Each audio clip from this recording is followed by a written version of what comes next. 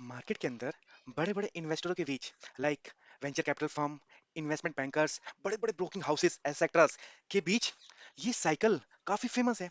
इसके बेसिस के ऊपर बड़े बड़े जो इन्वेस्टर्स हैं वो बड़े बड़े प्रॉफिटेबल ट्रेड्स को एग्जीक्यूट करते हैं और बड़े बड़े फर्म्स अपने क्लाइंट को रिसर्च सर्विसेज प्रोवाइड करती है। मुझे लगता है कि आप लोगों में से भी काफी कम लोग इन साइकिल्स के बारे में जानते होंगे। चलिए, ये साइकिल्स होते क्या हैं? साइकिल क्या होता है? आप पैटर्न जो बार बार होते हैं। एग्जाम्पल के तौर पे हम ले सकते हैं फोर सीजन्स को, ठीक है? Like spring, summer, fall, winter. मतलब ये चार फोर सीजन हो गए, फिर दोबारा जब हमारा लास्ट का सीजन खत्म होगा विंटर, दोबारा स्टार्ट हो जाएगा स्प्रिंग, समर, फिर फॉल, फिर विंटर, फिर दोबारा स्टार्ट हो जाएगा spring, summer, fall and winter. तो यही four season again again again again चलते रहते हैं। तो मतलब एक स्प्रिंग, समर, फॉल और विंटर, ये एक साइकिल हो गया। फिर दोबारा सेकंड साइकिल चालू हो जाता है, फिर थर्ड साइकिल चालू हो जाता है। ठीक है, चलिए स्टार्ट करते हैं हम फर्स्ट साइकिल को अपने।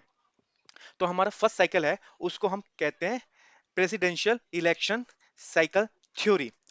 यूएस के अंदर नॉर्मली माना जाता है कि जब हमारा इलेक्शन खत्म होता है और नई गवर्नमेंट जब आती है पावर के अंदर, तो जो फर्स्ट ईयर और सेकंड ईयर होता है ना यूएस का, उस समय मार्केट काफी पुअर परफॉर्म करता है एंड थर्ड ईयर से मार्केट काफी बूम हो जाता है, काफी अच्छा परफॉर्मेंस देना चालू कर देता है। ऐसा क्यों होता है? इसके पीछे का पहला लॉजिक तो ये हो सकता है कि जो पुरानी गवर्नमेंट है ना, पुरानी गवर्नमेंट तो नई नई गवर्नमेंट जो आती है तो वो बोलती है कि भाई 2 साल तो हमने पुरानी गवर्नमेंट की जो रायता फैलाया था पुरानी गवर्नमेंट ने, उसको समेटने में 2 साल लग गए, इसलिए मार्केट हमारी काफी पुअर परफॉर्म कर रही है। ठीक है, लेकिन जो थर्ड ईयर और फोर्थ ईयर से जो हमारी मार्केट काफी अच्छी परफॉर्म करना चालू कर देती है, ये इस बेसिस पे होता है क्योंकि जो करंट गवर्नमेंट होती है ना, उसको भी तो फोर्थ ईयर में दोबारा इलेक्शन लड़ना होगा। अगर अपनी प्रोबेबिलिटी को चौथे साल इलेक्शन में अगर इंक्रीज करना है, तो वहां की गवर्नमेंट को, यूएस की जनता को, मतलब यूएस की जनता को कुछ अच्छा देना पड़ेगा, उसको खुश करना पड़ेगा। लाइक थर्ड ईयर से वो इलेक्शन के अंदर अपनी जीतने की प्रोबेबिलिटी को इंक्रीज करने के लिए थर्ड ईयर से वहाँ की जो जनता है उनको नए नए गिफ्ट देना चालू कर देती है। फॉर एग्जांपल एजुकेशन में इंप्रूवमेंट करना चालू कर देती है, हेल्थ में इंप्रूवमेंट करना चालू कर देती है, रोड सड़क इंफ्रास्ट्रक्चर। ठीक है, फोर्थ हमारा ये होता है रेलवे, ये हो सकता है, मतलब कई तरीके की फैसिलिटीज देना चालू कर देती है। अल्टीमेटली क्या होता है, मार्केट थर्ड ईयर से काफी बूम करना चालू कर देता है। ठीक है, अगर आप लोगों को भी ये साइकिल पकड़ना है तो आप भी चाहे तो जो हमारा, आप जानते हैं यूएस के अंदर जो प्रेसिडेंशियल जो पीरियड होता है, मतलब उसका कार्यकाल होता है प्रेसिडेंट का, वो 4 ईयर का होता है। तो जब थर्ड ईयर स्टार्ट हो उस समय से आप मार्केट के अंदर पैसा डालना चालू कर सकते हैं। और जो आपकी थर्ड ईयर और फोर्थ ईयर की रैली होती है यूएस के अंदर, वो आप उसको कैच कर सकते हैं।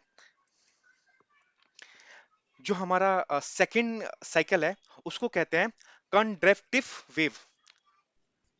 ठीक है, जो इकोनॉमिस्ट है ना, उन लोगों ने कुछ पैटर्न्स आइडेंटिफाई करे थे, कुछ साइकिल आइडेंटिफाई करना चालू करे थे सिंस 18th सेंचुरी से। ठीक है, उनके मुताबिक जो पहला साइकिल उन्होंने आइडेंटिफाई करा था ना, वो था इनोवेशन ऑफ स्टीम इंजन्स का। मतलब उनके मुताबिक ये जो चला था साइकिल 1780 से लेकर 1830 के बीच में चला था। उस समय काफी इनोवेशन हो रहे थे जो स्टीम इंजन से रिलेटेड। ठीक है, दूसरा उन्होंने पैटर्न आइडेंटिफाई करा था, मतलब ये साइकिल जो आइडेंटिफाई करा था वो था स्टील इंडस्ट्री का। ठीक है, और स्प्रेड ऑफ रेल रोड्स के। ठीक है, वो चले थे 1830 से लेकर 1880 के बीच के अंदर।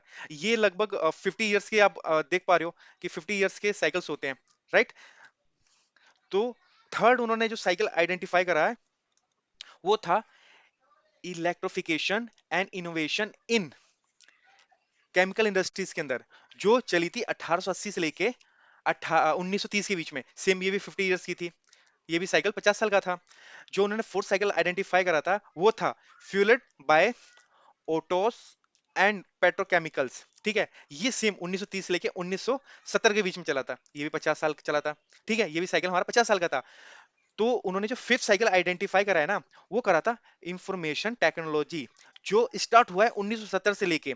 ठीक है, और नॉर्मली इसको भी अगर 50 साल का हम गैप लेके चलते हैं एग्जैक्टली, ठीक है, तो ये कब तक चलना चाहिए था? 1930 1970 था, तो इसके हिसाब से 2020 तक ये चलना चाहिए था। ठीक है, तो इसके बेसिस पे जो प्रेजेंट के अंदर जो हमारे इकोनॉमिस्ट है ना, उनका ये मानना है कि जो हमारा सिक्स वेव स्टार्ट हो चुका है। ठीक है, और जो किसके लिए है, वो है हमारा बायोटेक्नोलॉजी एंड हेल्थ केयर के लिए।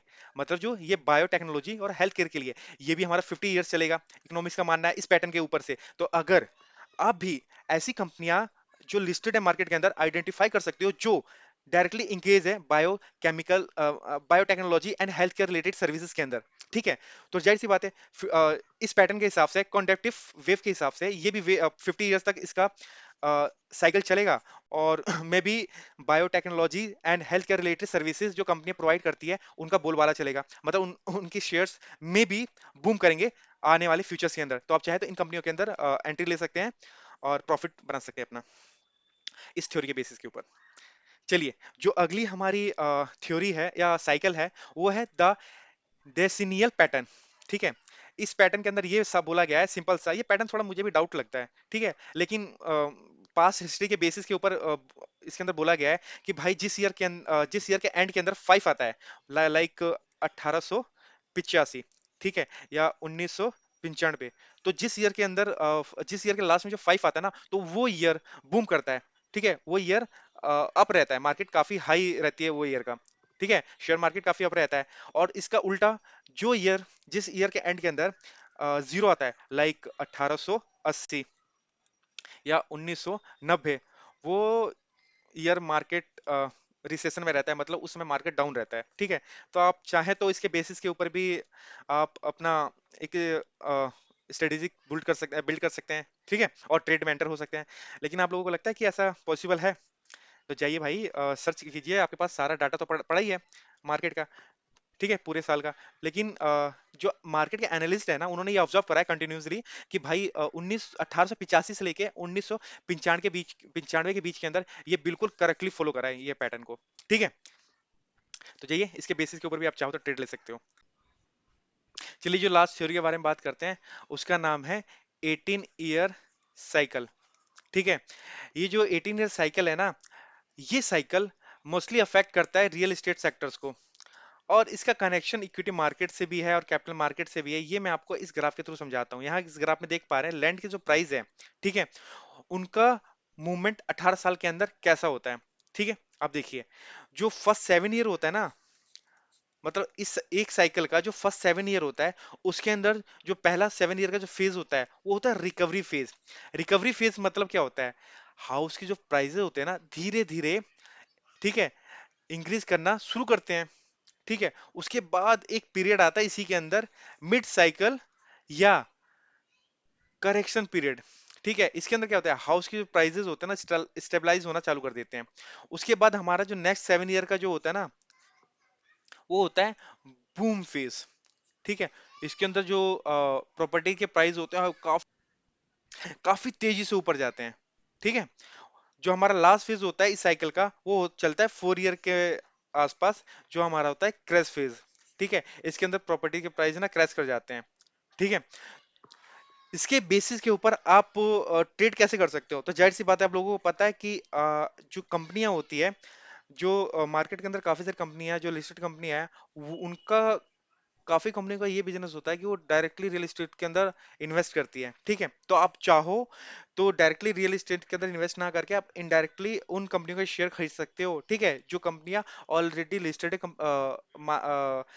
सेवी के अंदर, और जो डायरेक्टली रियल एस्टेट के अंदर इंगेज है, रियल एस्टेट की एक्टिविटीज के अंदर इंगेज है। तो जाहिर सी बात है, अगर आप देख रहे हो कि कोई साइकिल चल रहा है और उस साइकिल के अंदर ये बूम फेज चल रहा है, तो मतलब आपको लगता है कि भाई इस पीरियड के अंदर रियल एस्टेट काफी रैपिडली इंक्रीज करेगा। ठीक है, तो उस केस में क्या हो, उस कंपनी के अंदर या उनके शेयर में बाय कर लो, जो रियल एस्टेट के अंदर इन्वेस्ट करती है, और पूरा ये जो फेज है उसको राइड करो। सेम अगर किसी पर्टिकुलर 18 ईयर साइकिल का जो आपका जो क्रेज फेस चल रहा है, इस केस में उनको शॉर्ट कर दो, उन कंपनियों के शेयर को।